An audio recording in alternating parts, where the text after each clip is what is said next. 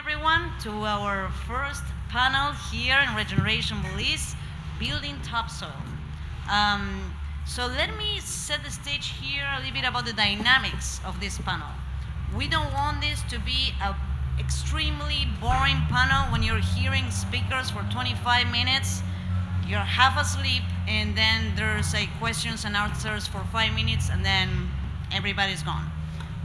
So instead, what we want to do is, Beth, personally as presenters, not to prepare anything.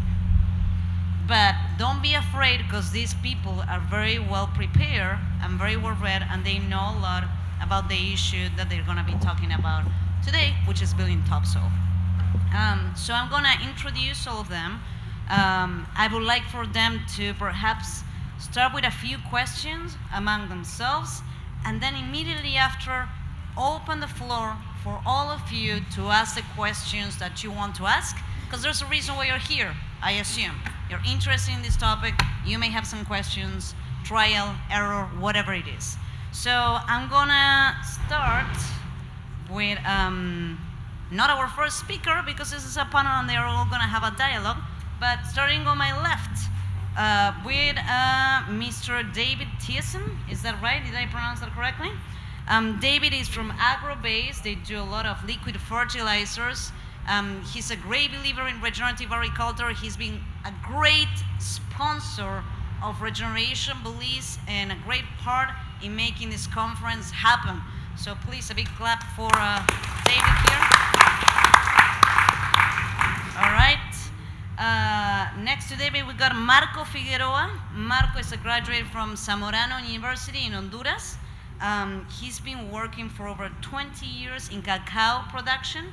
And it's great because he went from working with Hershey's to working with the Toledo Cacao Growers Association. So that's quite a big change and better cacao quality, I would argue. Andre Loy, directly from Queensland, Australia. Andre was president for IFOAM for over 2 periods, one of the few or only president to be re-elected in IFOAM.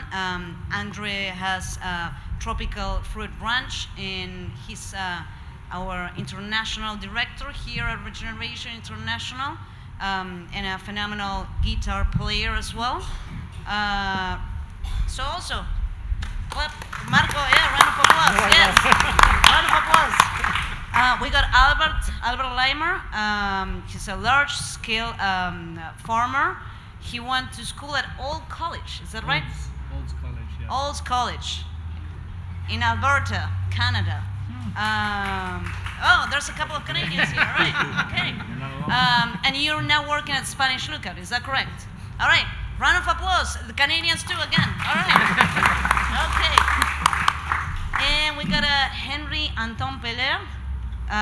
He's, I'm gonna read it, I'm sorry. He's a PhD, he didn't want me to say this.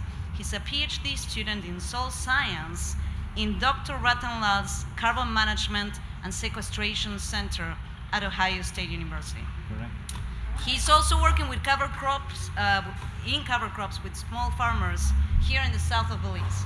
So, without further ado, you guys start talking, asking questions, telling us interesting things, and please go ahead. We got 1 hour, and let's pick some brains here. Thank you.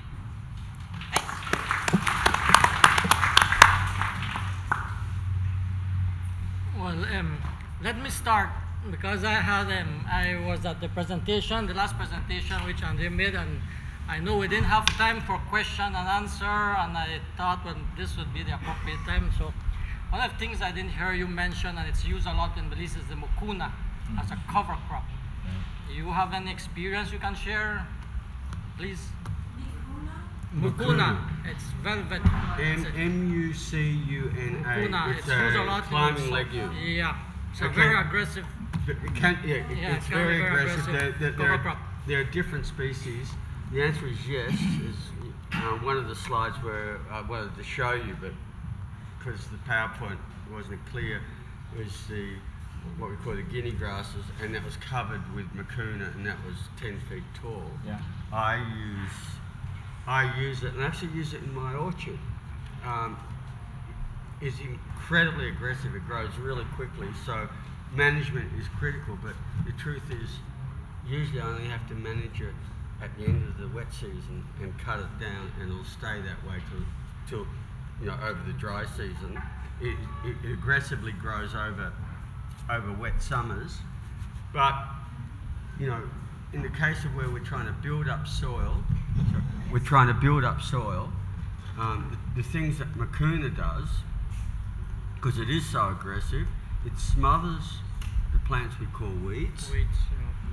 It puts in a phenomenal amount of nitrogen, about around 100 kilos of plant available nitrogen per hectare per year, and it builds up a phenomenal amount of soil organic matter.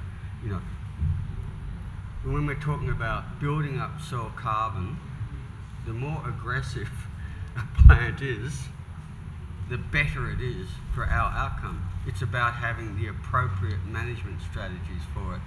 And for me, Mucuna is one of my favourites, even though in some of the places where I live, it's regarded as a declared weed because it is so aggressive. Thank you.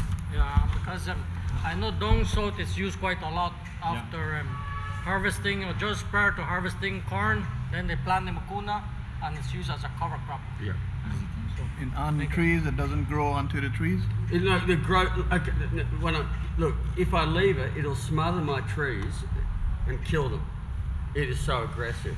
Okay. But, I've actually got 12 hectares, 30 acres of fruit trees.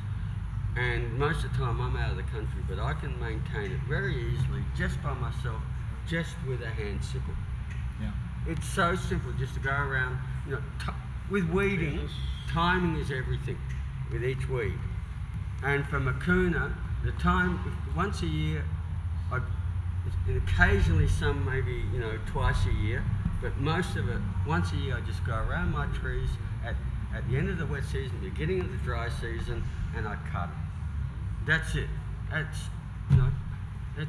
It is, with the right management system, it is really easy to manage. So it's a perennial? No, it's annual. Is it annual? Yeah. Okay. I'll jump in. I've got some seed here, so if you want to try, there it is. We're getting right into it, aren't we? That's great. How are you? Good. I just sure you can pass it, but I only have this much, so Don't take it. yeah, just pass it. If you want some, come so, and I'll put it in a plastic bag for you. But here you can pass the seed. I'll just add a few pieces of information to the mix. Yes, it is one of the most successful cover crops in Belize and for this area. It loves the wet, hot weather here. There are some tricks with management that we're finding. One of the hardest issues is the corn grass. Some of you might have seen that everywhere. The scientific name I have somewhere in here, we can talk more. But it's a particular species of grass that is very competitive with the Mucuna, and they seem to have a symbiotic relationship. So farmers including some I work with, I'm really honored to have two of my good friends from Halakte village here. Good to see you guys. We're currently trying to figure it out. The environmental changes happening in Toledo district have created some really difficult weeds for small farmers. But nonetheless, I think at any scale of production, whether you're growing a few acres of corn or 1,000, that is one of the cover crops you should know about and experiment with, and I'm happy to talk more. I've actually got 6 slides in the presentation following this right here, all about it if you want some more information. So, yeah, please. Well, one thing you have to take into consideration, it's a very aggressive cover crop. Yeah. So if you have lime trees growing beside it or on it, it'll just take over your whole plot. So That's right. that's something you need to look up to. Yeah, absolutely. Yeah. High nitrogen. You just left it compost on the field. Yeah, it's just That's chopped and left Yeah. the grid, and it's And it goes quickly, Does that. really quickly. It breaks down. Because it's high nitrogen, it biodegrades so rapidly. How many days after planting is it good to put it back down this green? Good. Yeah, You need to speak louder also in the How mic. many days after planting could you already use it to put back into green manure crop? That's a great question. I think it depends on your management. If you're someone who's farming once a year, the mucuna can grow up to about 11 months, depending on when you plant it. The thing about mucuna is it's phototropic. So it bears seed around the shortest day of the year, towards January, right? And so that's when it's going to pop seed. And it dies after it pops seed, right? So you have to be aware of when its life cycle. If you plant it in October, it'll already be bearing seed and starting to die by January, by New Year's. So the question is, what is your cropping system and when are you trying to put it in? But in as few as 3 months, I've got some images here, it will totally cover a field in 2 to 3 months and have adequate weed control for your purposes. So it's a good one to talk about. I have a question for Andre. If he go ahead. What's the optimal time to plant? When it starts? Not the beginning of the dry season, pretty much with that exception. So you don't want to put it in the ground around February because it's going to have to deal with a really heavy drought first, and it prefers the wet. So right around May is an excellent time, up till about October. But if you start planting it after October, you're going to hit that phototropic period and you won't get a lot of life out of it, unless your system is okay with that, if that's how your cropping cycle is. It's very particular to your farm management. Look, the best time to plant it, what it loves is warm, wet weather. So as the days get longer, and you, in the beginning of the wet season, when it's humid and wet, it will take off. It'll be in heaven then, and it'll grow so quickly you won't believe it. It's a plant you can watch growing every day, see it grow. That's right. Yeah, lots of questions. You want to? Yeah, go ahead, and then we'll go there. Go ahead, man. Yeah. So if you're just doing organic gardening for like vegetables and lettuce and so forth Yeah. and so on, can this be used? Absolutely. It suppresses nematodes, in fact, that often attack vegetables. So so. Oh, the question is, can you use it for vegetables? And the answer is yes. And I'll review that if you stick around for next presentation. We'll go into a lot of detail. I don't mean to take over, guys.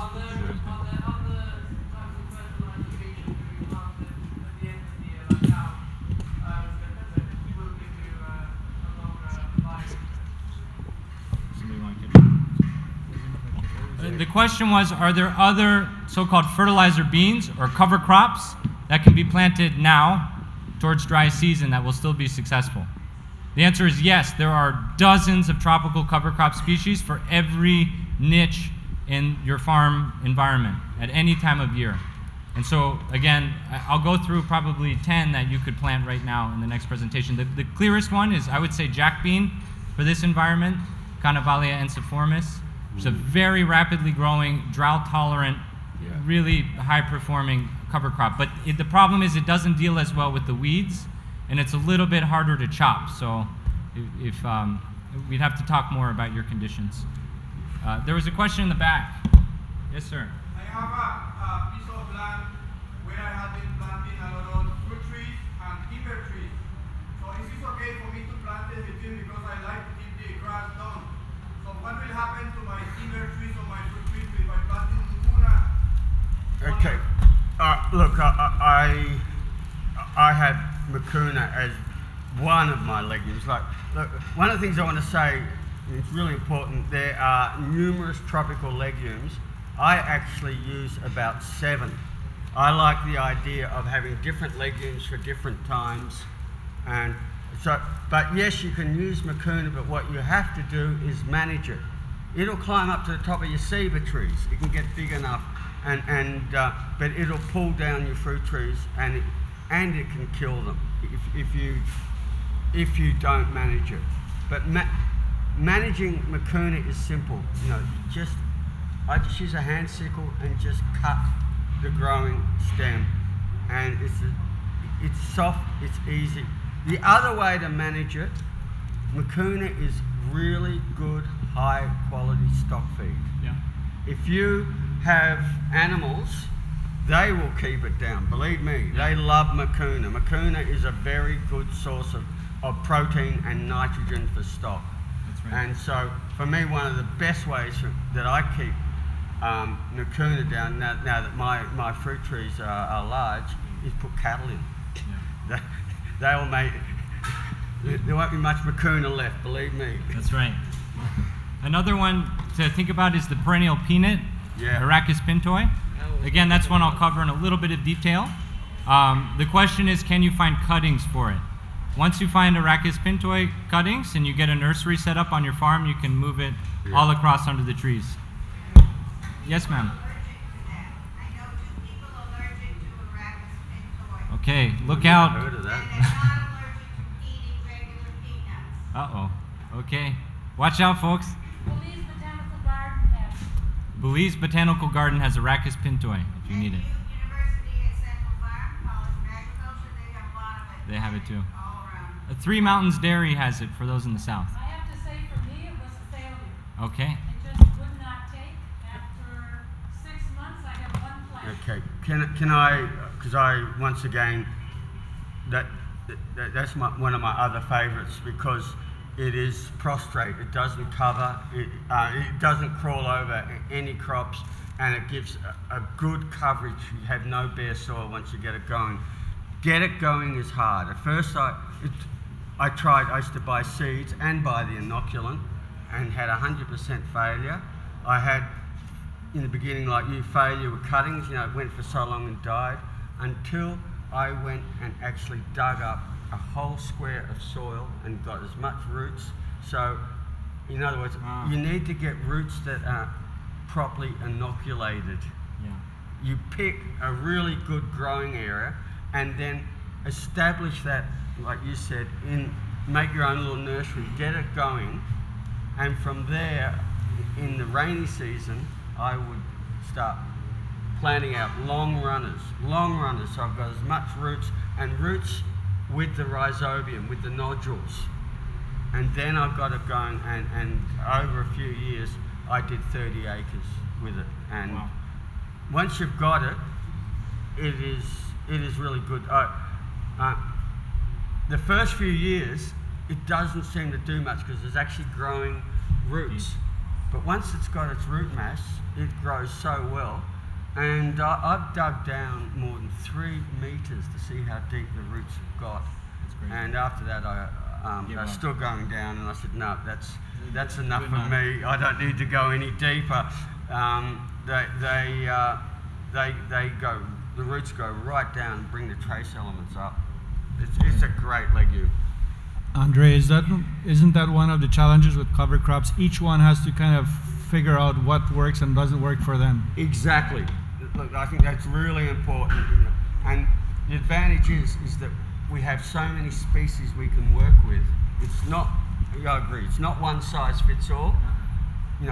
Experiment, have a look at mucuna mightn't be the one for you. Peanut mightn't be the one for you. But there will be one. It might be soybeans, it might be mung beans, it might be jack beans, it might be some of the vetches. One thing we're finding out, to piggyback on that, is that mixing multiple species is producing phenomenal results, like next level. And this has been proven everywhere from sub-Saharan Africa to the Great Plains of the United States. I'm sure there's examples in Australia. Why? Look at a natural ecosystem. There's always polyculture. Why would our fallow period and annual crop systems be any different? We want multiple species mixed together, runners, climbers, drought tolerant, wet tolerant, and you will produce a biomass production that's phenomenally greater than just having one of these going on. And then if the weather conditions are adverse or your soil's acting funny that year because it's a lot of rain or too much hot, something will grow.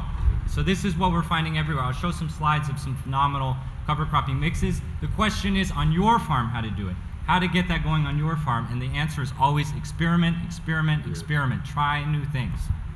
I want to say exactly that because my climate is the same as here. I grow at 16 degrees south of the equator, which is the equivalent of 16 degrees north of the equator is the border of Belize and Guatemala.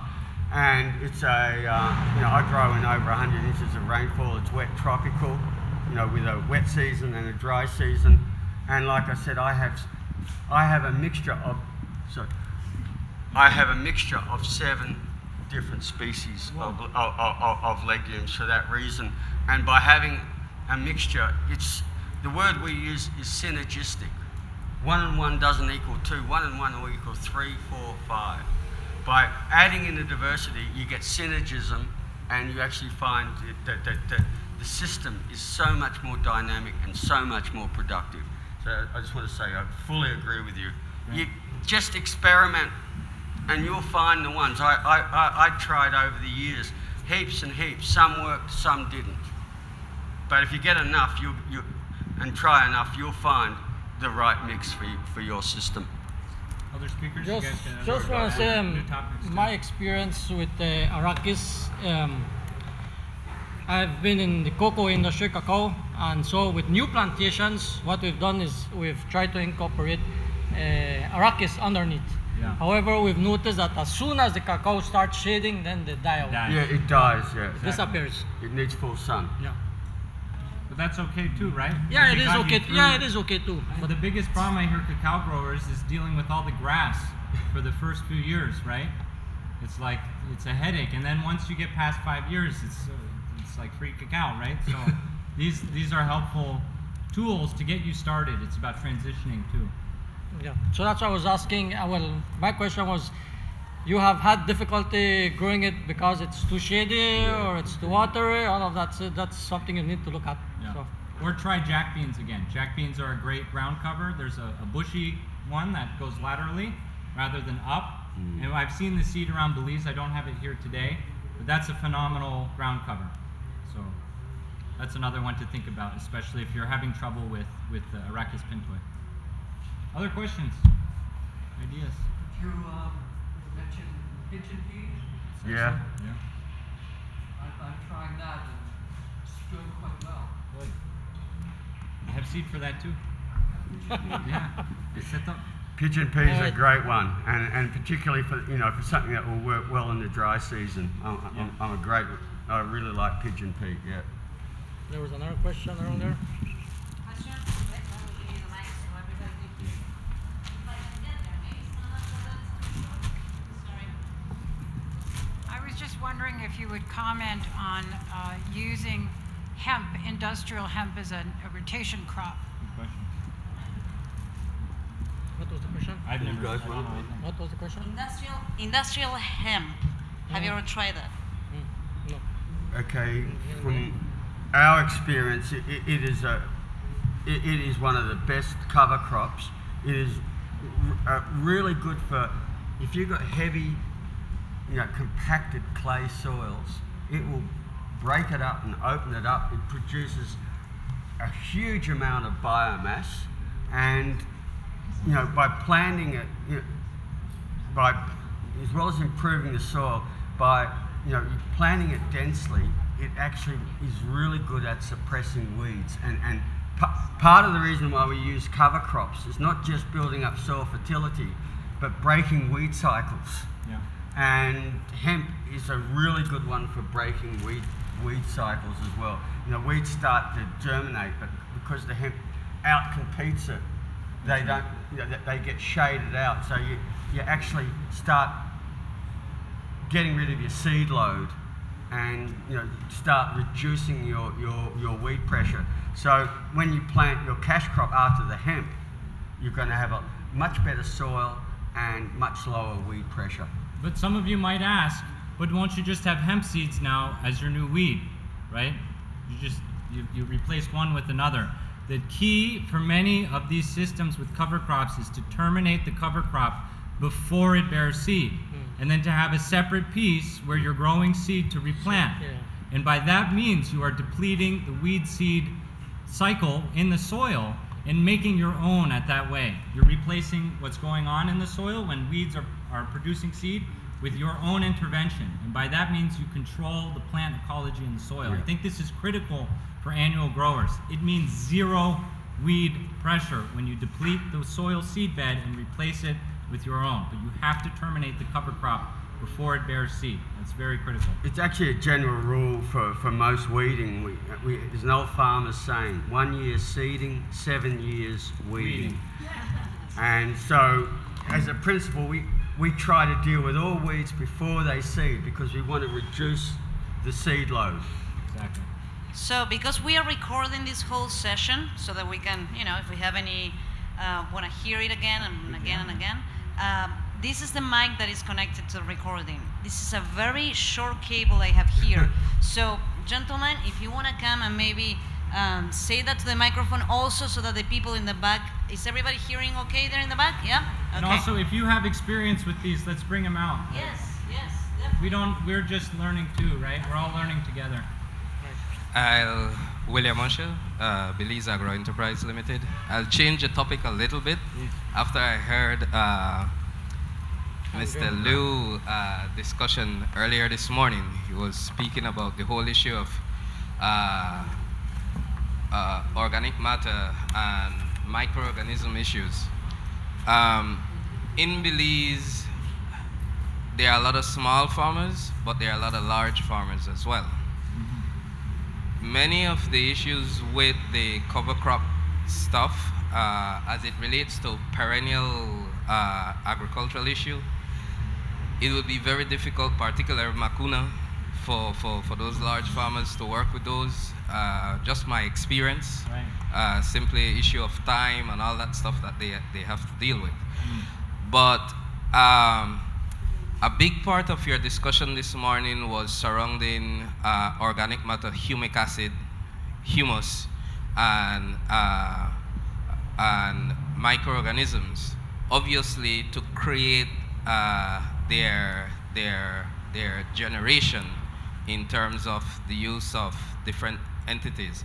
To this day, they are obviously commercial form of microorganism, commercial form in terms of humic acid. What's your experience in that line in terms of the addition of these things within the commercial production from a large scale standpoint? Okay, the answer to that is how long is a piece of string? It depends on the commercial productions.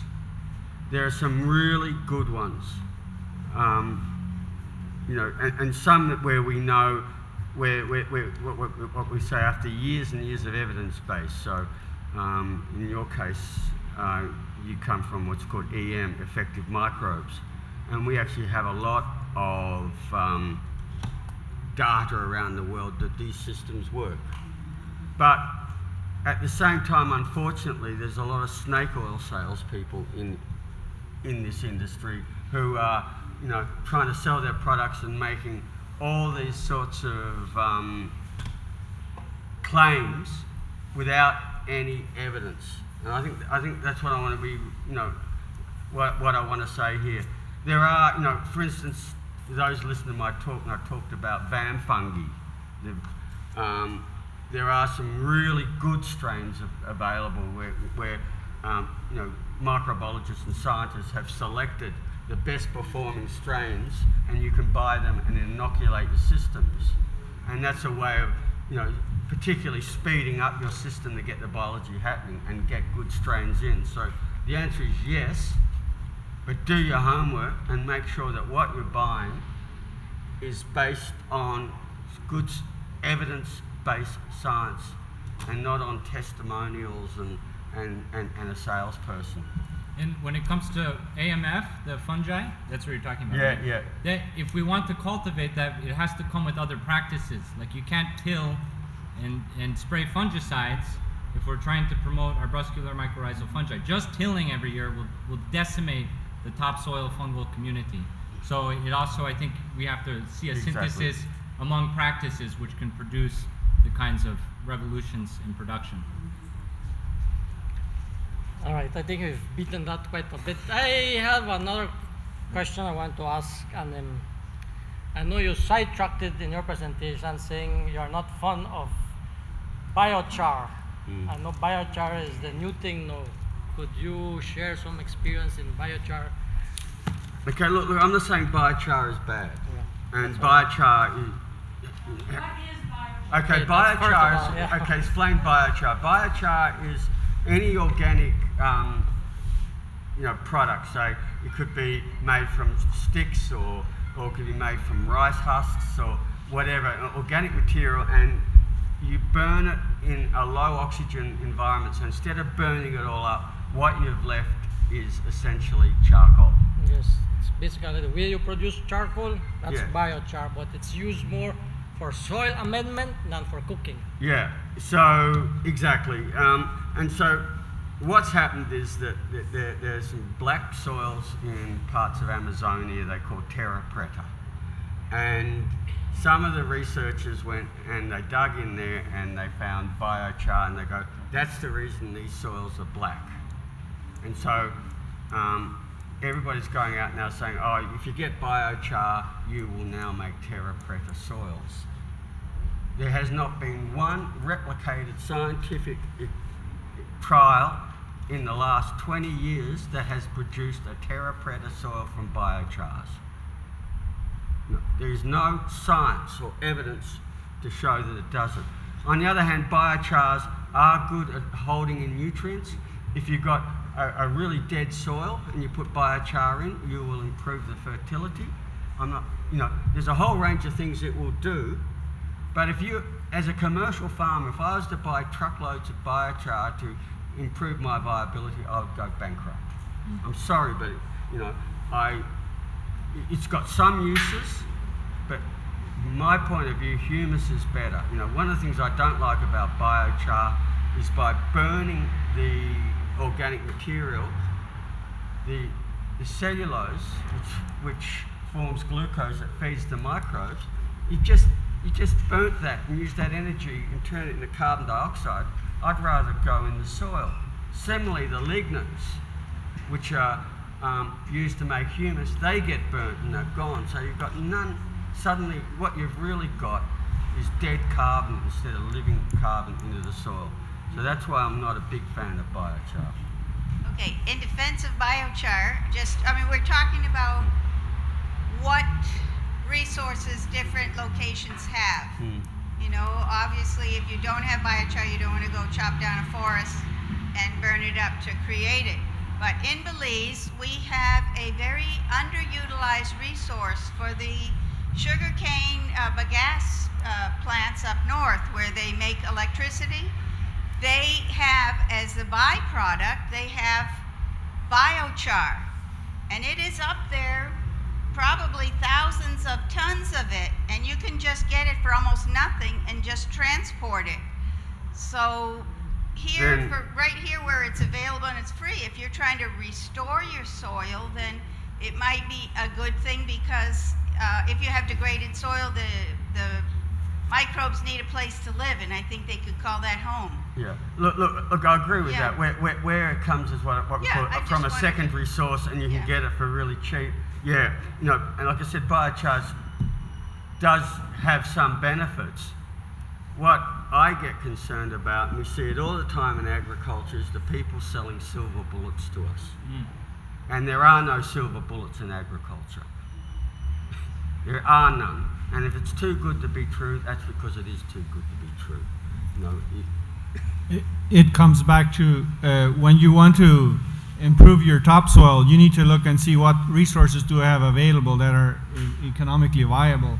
Same thing with cover crops and even cover crops and the seeds that are available. I mean, I've sometimes sourced around for seeds for cover crops, and I was quoted $4 a pound. I cannot on a large scale afford to plant a cover crop with seeds that is $4 a pound. So that's one challenge as a large scale farmer I face, is the supply of economically viable seed source of cover crops. That's right. Yeah, we can fix that. I mean, it takes strategy and foresight, but if we were able to produce a seed production place to roll that germplasm out across farms, it could happen.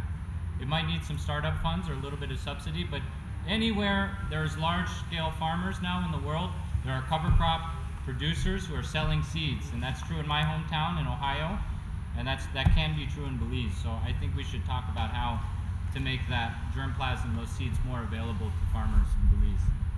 And also, can I say that by doing that, you're actually setting up another industry and income for That's right. farmers as well. That's right. And another crop in your rotation. Yeah, exactly. Exactly. Exactly.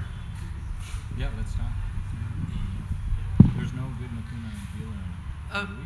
I'd like to ask a practical question about how to be planting through mulches. Sure. So I was planting, I think probably all of us small farmers have planted using a chuso, using a planting stick. Yeah. But I bought in one of these planters that you push along. It has two wheels and it kind of cuts a furrow, drops a seed. Right. But I can only really use that on well-tilled soil with no organic matter. Yeah.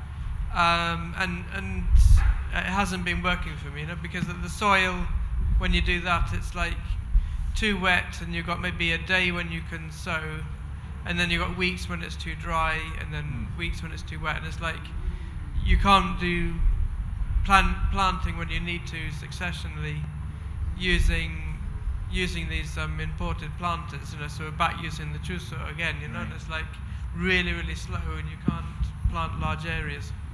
So do you have any suggestions about how to mechanize, for small farmers, how to mechanize planting through mulches? Even as a large farmer, I feel that the equipment industry has done a poor job of building equipment for us to plant into mulches. But go ahead, answer the question. Well, we have, quickly I'll say there, okay, so the question is, you chop your cover crop, you've got a thick layer of mulch on top of the soil, how do you get the seed through it? It's a bit of an engineering question. Right now, the most popular solution at a large scale is the no-till seed drill. Yeah. No-till seed drill. What is so special about them? They have a coulter, which is a sharp blade that rolls before the seed, the actual place where the seed drops, that cuts through the residues and opens that channel in a more coherent, effective way. And so using an old school tilled bed type of seed drill is not going to cut through that mulch. So that challenge has been solved. They're called no-till seed drills. You can buy them anywhere and they work great. And we should get one in Belize. That would be a good idea. Now, for the small farmer, or I take it you're probably at a medium scale, like farming a few acres. Is it tiny or? Okay. I mean, most small farmers, such as many Maya people here in this room, use the original no-till seed drill, which is a stick, and it works great. We just did that last weekend, planted a lot of corn through a mulch. It does great. So that's an excellent solution to doing it. And if you need more people, cooperate with each other and plant at a small scale. For medium scale, they have no-till seed drills that hook onto a back of a walk-behind tractor. The BCS Italian tractors are really popular. There's a few other companies out there, and they make 3 or 4 row no-till seed drill planters that can hook up to one of those. Do we have one that hooks behind a cow that you can push yourself? Maybe in Cuba somewhere someone has figured that out, in their agroecological revolution, but it's probably been solved, and we're going to have to figure out how to do it here at that scale, to mechanize that at a smaller scale. So I hope that answers the question. I know it doesn't give you the solution in your hand, but the answer is there. Yes, it can be done, and many people do it. Good. That's good. I want to share an experience I have with biochar. We did it with nurseries down south in the cacao nurseries, and we found out, especially in the dry season, you irrigate less, so you spend less money in water because the charcoal basically retains a lot of moisture, right? A lot of water, so it takes longer to dry than not using it. So it's something we found out that it actually the growth was better because the soil structure is more porous, so you have more air filtration, and you also have more water retention. So the plants grew much healthier and less water in the dry season. So not that expensive too.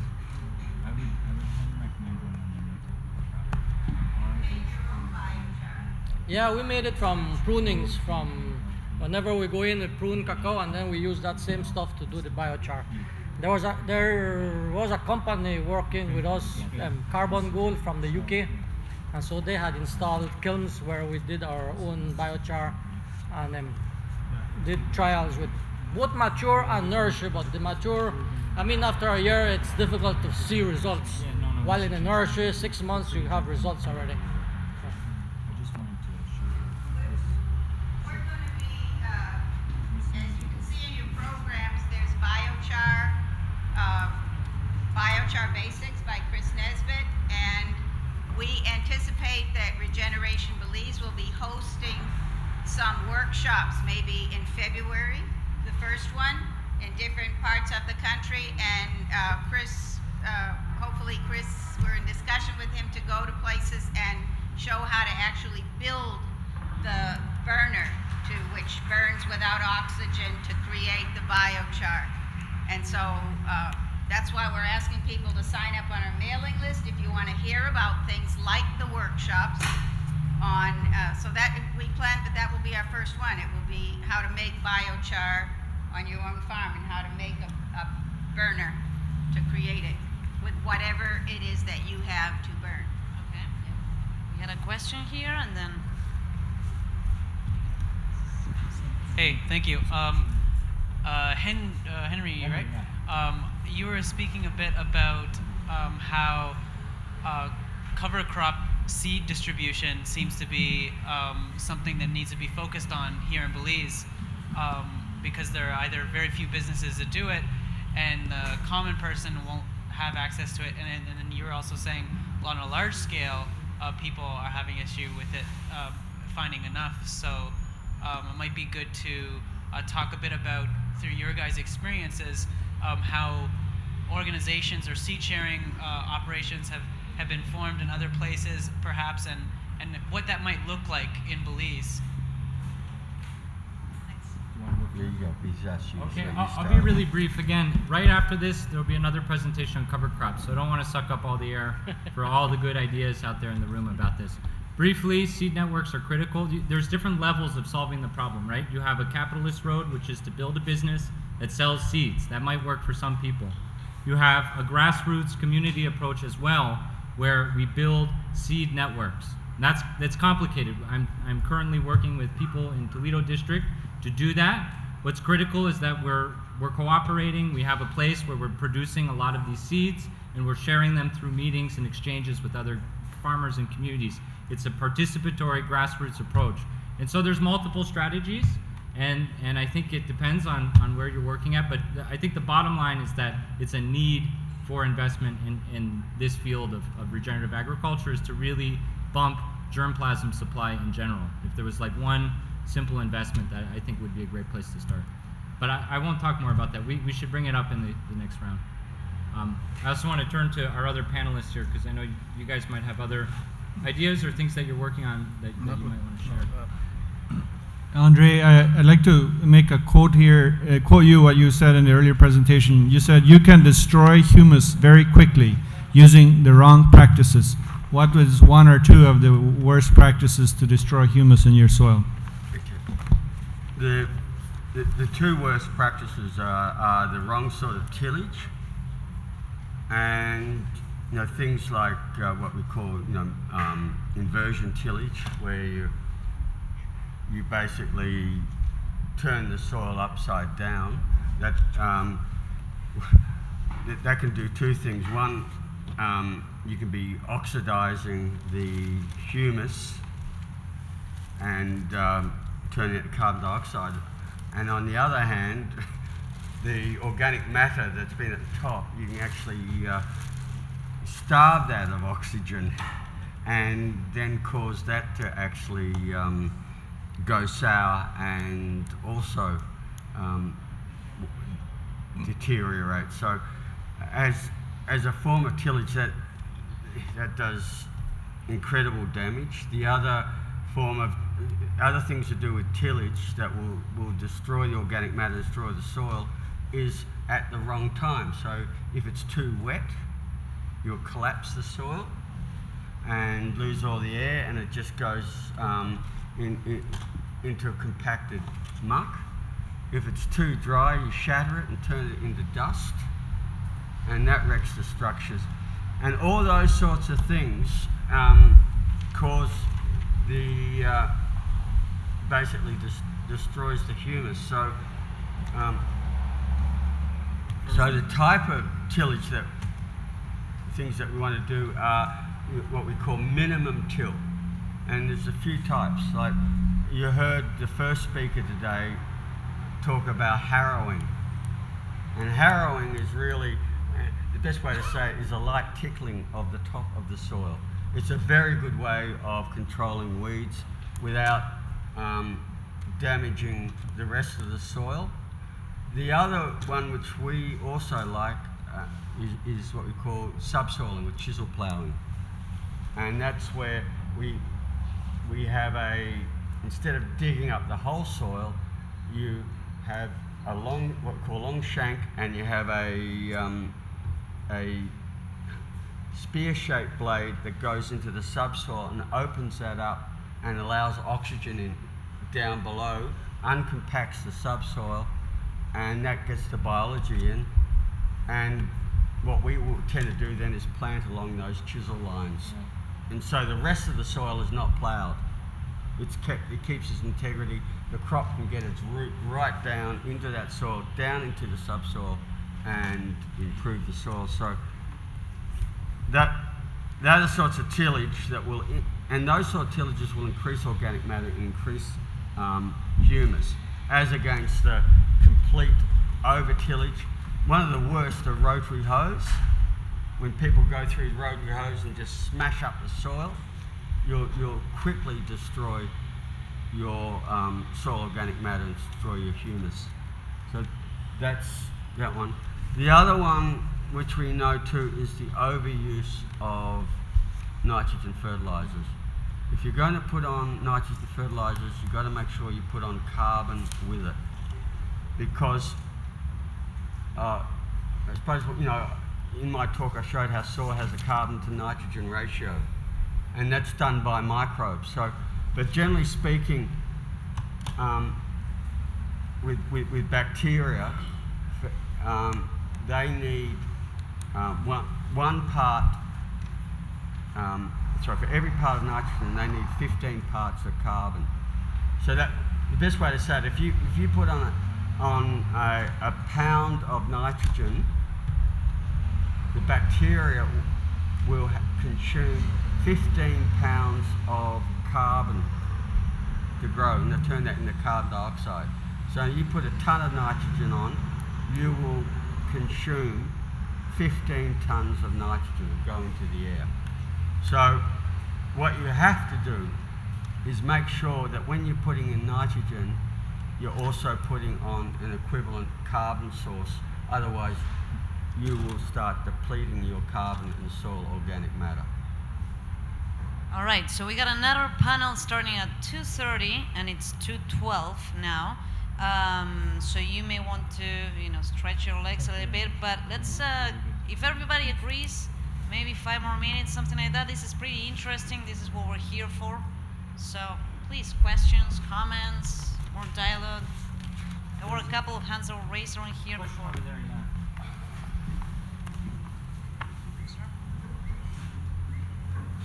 I am back again. In Belize, a lot of the large farmers are either grain farmers or fruit farmers. They're very large. Now, I believe an organization like this, right now we are speaking to a lot of small growers, and I can understand some of the techniques that we are talking about. But we also want the large farmers as well to be able to use efficient technology that will allow for them to also see the benefit of what is going on. Several of the techniques, I believe, will be cost prohibitive for large farmers. So the question is, from experience on the table, let's use, say, grain growers.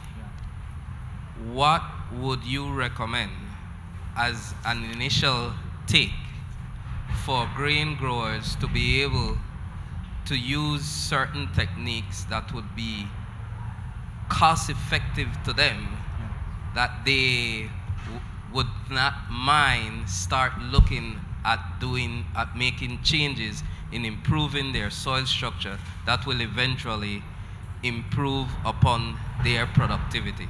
That's very important for large growers. Excellent question, and I think we have to be sensitive to all the scales and also the walks of life who are in farming, you know, big and small.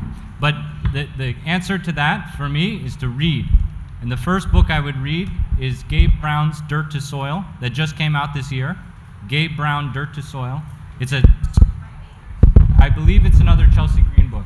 Chelsea Green publisher, yeah. Yeah, it's an excellent, easy to read book that is all about that question.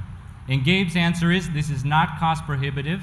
He's tripling, quadrupling his money from switching to regenerative. But the question is how, and I'm not the one to tell you. I work with small-scale farmers. Maybe some of these guys have more experience, but that was an excellent book for me to read to understand exactly the situation of large-scale growers. He's on Dirt to Soil. The guy is farming on 5,000 acres in North Dakota. So if he can do it on that, certainly we can do it here. Another example is Dave Brandt in Central Ohio. He's a 1,000-acre corn grower, getting about 270 bushel acre, that's 15,000 pounds an acre of corn with 0 chemicals. There's occasional herbicide when it's a bad winter. So, and he's making money on corn, which is almost impossible to do in the United States for most growers. He makes about $1.50 a bushel. All right, anyone else got an answer to that? My first recommendation would be on a large scale is do exactly what Andre said. Don't do the wrong tillage, and don't do tillage when it's too wet. And what my experience has been, I have saved money while improving my soil. Yep. And it doesn't cost anything to go that route. And many of the growers are going that way. They're finding less tillage is often better seed bed. So that's the first step that I see happening in my community. Yeah, no till, minimum till, and be very careful that you do the right type of tillage in the right time. That's the first step when you're talking economics. Personally, I'm looking for answers beyond that, and I'm here to learn for answers to go beyond that. Right. I come from a country where, well, compared to most countries, everything is broad acre. In my family farm, our smallest, we were wheat and sheep, our smallest paddock was a square mile, a little paddock. So the reason I want to say this is because these things are scalable. I want to get across, you can do it from, you know, the backyard to thousands of acres, thousands of hectares. It's about management, it's about looking at the system. And we haven't got the time here to go into all of it, but I want to say one of the really important ones and easiest ones to adopt is at planting, getting the biology and fertility at the seed. So one of the things that we've done in broadacre, and I'm talking about thousands of acres of wheat, is, for instance, getting compost pelletized and putting it through the air seeder, so you've actually got it next to the seed, and that seed comes away really quickly, and we get quite substantial differences of yield. The advantage is something, and quite substantial differences of yield with 50 kilograms of compost per hectare. Really cheap. Use the existing air seeder, or the other one is make what we call compost tea, compost liquids, and put it down. You know, if you've got a liquid feed where people put fungicides or whatever, we put the compost down with the seed at that. The same thing. We're not talking about a big cost. We're not talking about needing any other equipment for planting, but we're getting substantial increases in yield. That material needs to be properly composted, right? Chicken manure could be exactly, yeah. properly composted. Yeah, exactly. because raw chicken manure might be. No, yeah. you kill the Okay. seeds. Don't do that. No. So maybe one more question, Ronnie, if you want to come closer. And then we got the 2:30 panel. It's actually Henry here, and it's on cover crops. So I'm sure that plenty of the people that were here for building topsoil want to listen to the upcoming presentation by Henry. Ronnie? Yeah, it's just one thing about the grains. Reginaldo Marroquin, who's speaking here on the regenerative poultry, they have a very interesting farm project in Northfield, Minnesota.